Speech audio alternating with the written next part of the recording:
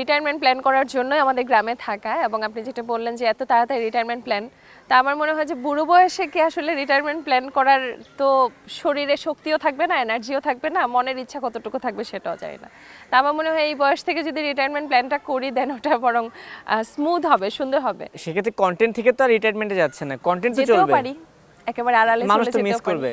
যে সেটা এই যে সবাই বিনোদনের যে বলবে। অনেকে, আমি আপনার এর আগে একটা ইন্টারভিউ দেখেছিলাম যে আপনি নিজে ডিপ্রেশনে ছিলেন, কিন্তু আপনার কন্টেন্ট দেখে অনেকে ডিপ্রেশন কেটে যেত। সো মানুষের উপকার কিন্তু করছেন। সো কন্টেন্ট থেকে রিটায়ারমেন্টে যাওয়া যাবে না, আমার রিকোয়েস্ট থাকলো।